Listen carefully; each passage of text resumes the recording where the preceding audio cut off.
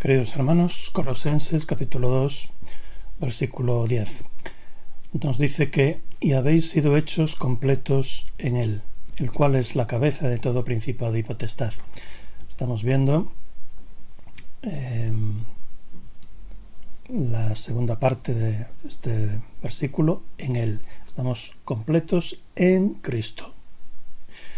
Ya vimos lo que significa estar en Cristo, significa estar unidos a Él. Ya vimos en segundo lugar cómo nos unimos a Cristo, y dijimos que nos unimos a Cristo única y exclusivamente por medio de la fe. La fe. Y ahora vamos a hacernos la tercera pregunta. ¿En qué sentidos estamos unidos y completos en Cristo? ¿En qué sentidos? Pues, en primer lugar, estamos completos en Cristo en cuanto a la salvación pasada, la justificación. Es decir, en cuanto al aspecto judicial de nuestra salvación, ya estamos absolutamente completos en Cristo, porque la pena del pecado ya ha sido pagada por Cristo en la cruz y ya se nos imputó su justicia alcanzada en esa cruz. Así que, judicialmente, en cuanto a la justificación, estamos a cuentas con Dios. Todo está pagado. Estamos completos en Cristo. En cuanto a la salvación presente, la santificación, estamos en proceso. Pero estamos completos en Cristo, por cuanto en Él tenemos todo lo necesario a nuestra disposición para progresar en la santificación, sin necesidad de añadirle nada más a Cristo. Y en cuanto a la salvación futura, a la glorificación, cuando se cumpla nuestra esperanza y nos encontremos con Cristo en el cielo, estaremos absolutamente completos en Él en todos los sentidos. Resumiendo, estar en Cristo significa estar unidos a Él por medio de la fe, en virtud de la cual hemos sido justificados en el pasado, estamos siendo santificados en el presente y seremos glorificados en el futuro. La cuarta pregunta y última. ¿Qué quiere decir Pablo con todo esto? ¿Por qué Pablo dice todo esto? Lo que Pablo quiere resaltar aquí contra los herejes de Colosas, que es el trasfondo de la carta, es el contexto que hay que conocer para interpretar bien la carta. Lo que Pablo quiere decir aquí, contra esos herejes maestros, falsos maestros de Colosas, es que en Cristo no necesitamos nada más para nuestra salvación y santificación. Repito, en Cristo no necesitamos nada más para nuestra salvación y santificación. Ni las obras del legalismo judaizante, ni el conocimiento superior gnóstico, ni la sabiduría de las filosofías del mundo, ni las revelaciones y experiencias del misticismo, ni la austeridad del ascetismo, del áspero ascetismo, del áspero y duro trato del cuerpo, ni la mediación de ángeles, ni nada. Solo Cristo. Hermanos, solo Cristo. Solo Cristo fue uno de los 5 principios básicos, de los 5 lemas de la Reforma Protestante del siglo XVI. Como ya vimos el 6 de noviembre del 22. Solo Cristo. Los 5 lemas eran solo la Biblia, solo la gracia, solo Cristo, solo la fe y solo a Dios la gloria. En Cristo, por tanto, tenemos todo lo que necesitamos para nuestra salvación. Cualquier otra cosa es caer en un muy peligroso maridaje y en el pecado y la torpeza de Jeremías 2:13, donde Dios dice: dos males ha hecho mi pueblo. Uno, me abandonaron a mí, fuente de agua viva. Y dos, y cavaron para sí cisternas rotas que no retienen el agua.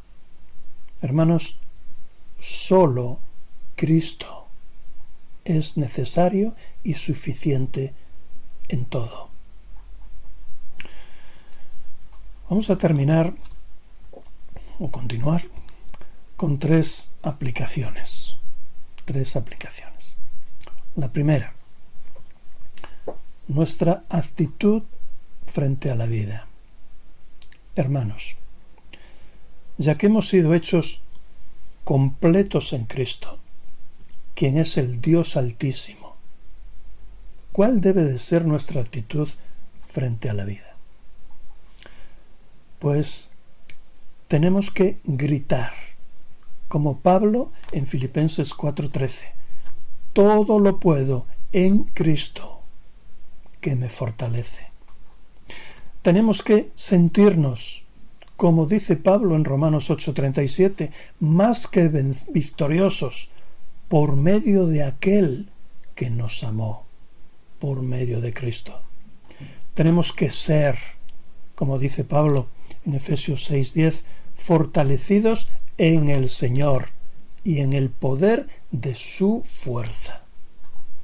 Y tenemos que vivir en la seguridad de que, como también dice Pablo en Romanos 8:39, ni lo alto, ni lo profundo, ni ninguna otra criatura podrá separarnos jamás del amor de Dios, que es en Cristo Jesús, el Señor nuestro.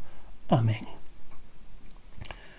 Los cristianos, por tanto, podemos enfrentar la vida con confianza y seguridad, con paz y con gozo, con fortaleza y con victoria. Es esa nuestra experiencia en la vida, hermanos.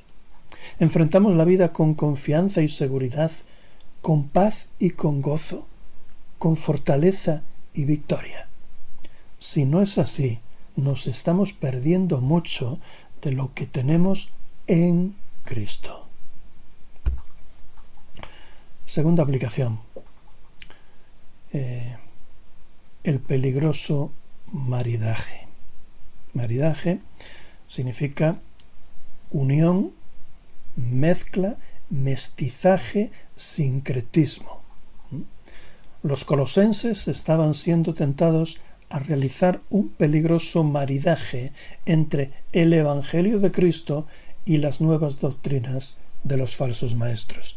Es decir, añadirle a Cristo el legalismo judaizante, el conocimiento superior gnóstico, las filosofías griegas, el misticismo oriental, la austeridad del ascetismo, la intermediación de los ángeles, o cualquier otra cosa que no sea Cristo. Añadirle a Cristo. Hoy nuestros sincretismos quizás son otros, hermanos, pero igualmente peligrosos. Muchos cristianos todavía tontean o coquetean. Tontear, coquetear, quedamos con esta idea. Peligrosamente con creencias y prácticas contrarias a Cristo. Vamos a ver si nosotros, que somos muy evangélicos, creemos en alguna de las siguientes cosas.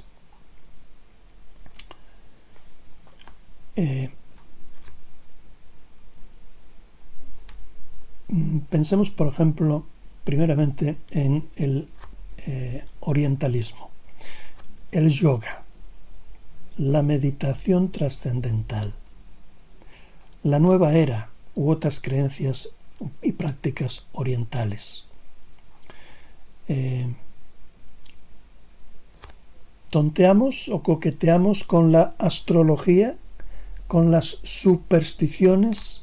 ¿Tienes alguna superstición? Con las medicinas alternativas mágicas. Medicinas alternativas mágicas como la homeopatía, la naturopatía, la quiropraxia, la curación energética, la ozonoterapia, la radiestesia. No explicamos lo que consiste cada cosa, pero si alguien lo está practicando se dará cuenta. La acupuntura, la medicina tradicional china, la medicina ayurvédica de la India, la curación por la fe no cristiana, cuidado, la curación por la fe no cristiana, porque en otras religiones o prácticas se promueve la curación por la fe, que no tiene que ver con el cristianismo. Pensemos ahora en un sector de la ideología, un sector ideológico. Otros tontean con la ética predicada en las leyes.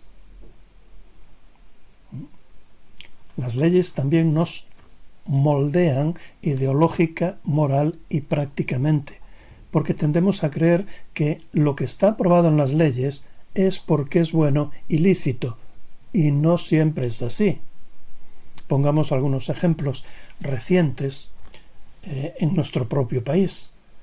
La ley del aborto, la ley de la eutanasia, la ley de la violencia de género, la ley trans, la ley del solo sí es sí, la ley del divorcio, la ley de parejas de hecho, la ley de la protección animal, todas ellas basadas en un exceso de principios ideológicos que se nos imponen, algunos de los cuales chocan frontalmente contra la fe cristiana.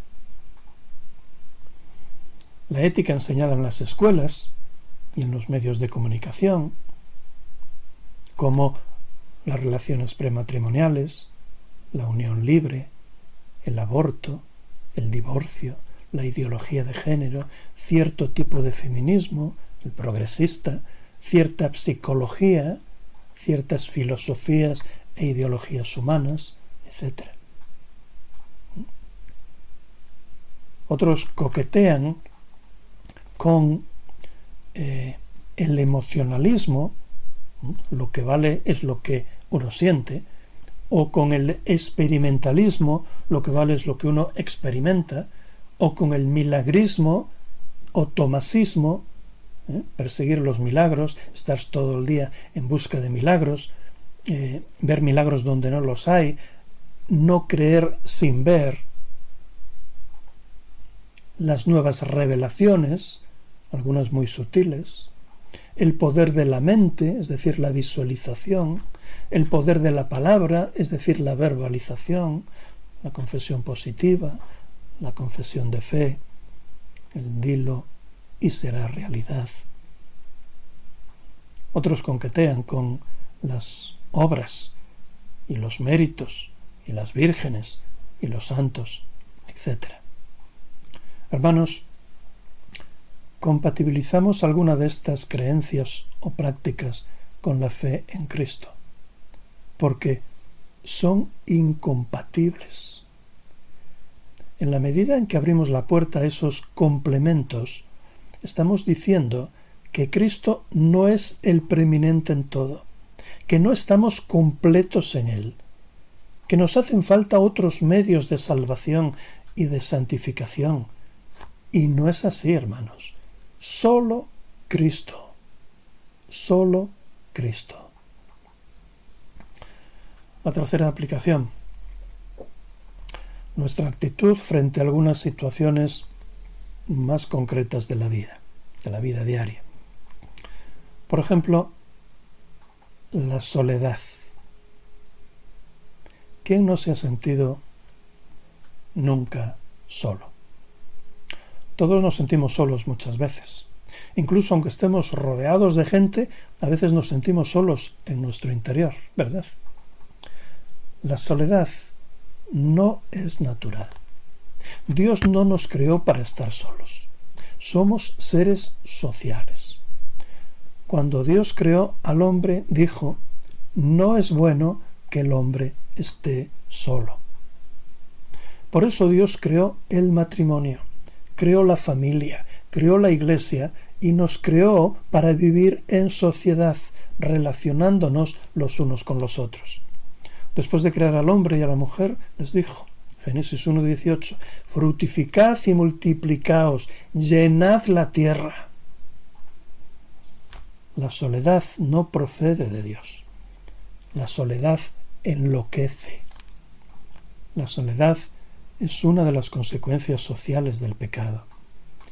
La Biblia no lo dice, pero aventuro que una de las características del infierno también va a ser la soledad. Dios mismo no está solo. El Padre, el Hijo y el Espíritu Santo son personas divinas sociales, que disfrutan de su propia compañía e interacción. Ellos nos crearon a su imagen y semejanza, y una de esas semejanzas es precisamente la sociabilidad. Hoy es verdad, la sociedad está corrompida por el pecado, pero la sociedad en sí, hermanos, no es mala, al contrario, vamos a vivir en sociedad por la eternidad. Vamos a vivir en sociedad por la eternidad, en el cielo. El Señor, antes de irse, hizo una promesa en el último versículo del Evangelio de Mateo. Mateo tiene 28 capítulos, es un libro largo, pues en el último versículo de todos, el Señor hizo una promesa y dijo, he aquí, yo estoy con vosotros todos los días hasta el fin del siglo. Es inevitable que todos nos sintamos solos alguna vez, de vez en cuando. Pero cuando nos sentimos solos, ¿somos consolados por Cristo? ¿Vivimos conscientes de la presencia, la amistad y el amor de Cristo? Hermanos, practiquemos la conciencia de su presencia, porque Él está siempre, hermanos, siempre a nuestro lado, aunque no lo veamos con estos ojos, pero sí lo vemos con los ojos de la fe. En cuanto a la estrechez económica, material, en esos momentos de estrechez material, recordamos que Cristo nos supervisa, es decir, no nos pierde de vista, como una madre no pierde de vista a su hijo. Recordemos que Él nos cuida y no necesitamos estar ansiosos. Podemos sentirnos seguros como un niño cerca de sus padres. Es más, mucho más, porque nuestros padres terrenales son imperfectos y limitados, pero nuestro Padre Celestial es perfecto y capaz de todo. Hermanos, tenemos que ocuparnos, pero no preocuparnos. Tenemos que trabajar, pero no afanarnos por las cosas materiales, y mucho menos estar ansiosos y hasta angustiados por ellas. En cuanto a las pruebas son uno de los métodos preferidos por Dios para santificarnos, para pulirnos, como el oro se purifica en el crisol. Hermanos, cuando llegan las pruebas, y algunas bastante grandes, y nos sentimos débiles para superarlas, tenemos la misma experiencia que Pablo en 2 de Corintios 12, versículos 8 al 10. Pablo tenía un problema. Tenía la prueba de un aguijón en la carne. Posiblemente eran cataratas. Pablo no veía bien. Y dice, ahí Pablo ruega a Dios. Y dice, por 3 veces rogué al Señor que se alejara de mí. el problema, la prueba, que se alejara de mí. Y el Señor le respondió y le dijo, y me ha dicho, mi gracia te es suficiente, Pablo, porque el poder es perfeccionado en la debilidad. ¿Y cuál fue la actitud de Pablo? ¿Pataleó como un niño pequeño, caprichoso y malcriado? No. Pablo dice, por tanto, gustosamente me gloriaré más bien en mis debilidades, aunque me quede semiciego, aunque me quede ciego, porque para que resida en mí el poder de Cristo. Por lo cual me complazco en debilidades, en afrentas, en necesidades, en persecuciones y angustias por causa de Cristo. Ojo, por causa de Cristo, no por nuestra culpa. Por causa de Cristo, porque cuando soy débil, entonces soy fuerte. Cuando reconozco mi debilidad humana y confío en Cristo, en el Cristo divino, entonces soy fuerte en Él, en Cristo. Y Él es glorificado, que al fin es lo más importante. En cuanto al testimonio personal que debemos de dar, compartir el Evangelio, cuando sabemos que debiéramos de testificar a ciertas personas, pero por vergüenza o miedo, somos decididos y valientes apoyándonos en Cristo, o sucumbimos ante la vergüenza y el miedo. Y por último, la muerte.